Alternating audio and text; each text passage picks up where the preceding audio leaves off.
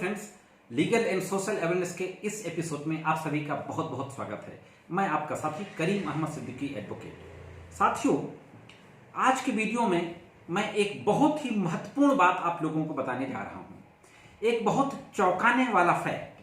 हाँ दोस्तों, गैंगस्टर विकास दुबे जिस दिन मध्य प्रदेश के उज्जैन में महाकालेश्वर मंदिर में गिरफ्तार हुआ, उसी रात को जिस सुबह उसका एनकाउंटर किया गया उत्तर प्रदेश की पुलिस के द्वारा, उसी रात को, हाँ दोस्तों, उसी रात को ऑनरेबल सुप्रीम कोर्ट में उसके एनकाउंटर करने की आशंका को लेकर एक याचिका दाखिल कर दी गई थी। हाँ साथियों, यह याचिका घनश्याम उपाध्याय द्वारा दाखिल की गई थी और यह कहा गया था कि जैसे ही विकास दुबे गैंगस्टर को मध्य प्रदेश पुलिस से उत्तर प्रदेश पुलिस के हाथ में सौंपा जाएगा तो उत्तर प्रदेश पुलिस उसका एनकाउंटर कर देगी।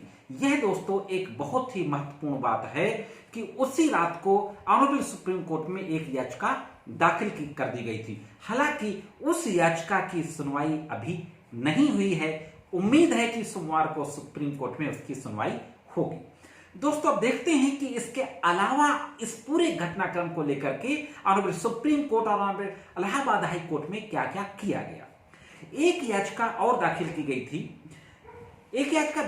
थी, ऑनरेबल हाई कोर्ट में इलाहाबाद में, और याचिकाकर्ता के वकील थे एडवोकेट प्रशांत शुक्ला।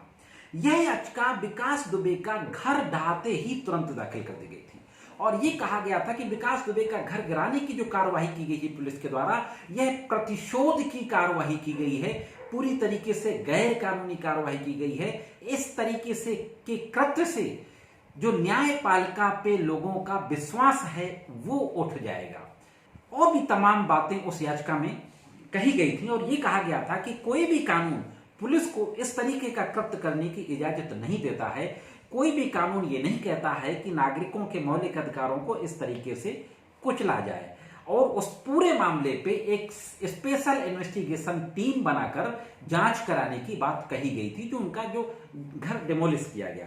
घर डेमोलिश करने के बाद लीगल एंड सोशल अवेयरनेस में भी एक वीडियो अपलोड हुआ था इसी संबंध में, और हमने भी कहा था कि यह जो कार्यवाही पुलिस के द्वारा की गई यह निगेशन ऑफ लॉ है। तो यह दोस्तों एक याचिका तो यह हुई। दूसरी एक याचिका दाखिल की गई थी ऑनरेबल सुप्रीम कोर्ट में ही पीयूसीएल के द्वारा, public union of civil liberty. यह याचिका भी विकास दुबे के एनकाउंटर के पहले दाखिल की गई थी और यह याचिका सीनियर एडवोकेट अर्पणा भट्ट उसमें वकील थी पीयूसीएल की ओर से। यह कहा गया था कि जो सीनियर एडवोकेट है संजय पारेख, वो इस पूरे मामले में सुप्रीम कोर्ट के समक्ष आर्गुमेंट करेंगे। साथियों, आपको बता दूं कि ऑनरेबल सर्वोच्च न्यायालय के समक्ष public union of civil liberty PUCL ने एक याचिका 2018 में दाखिल की थी और फेक इनकाउंटर्स के बारे में उसी याचिका से जोड़ते हुए इस याचिका को दाखिल किया था और उस याचिका का भी रेफरेंस दिया था।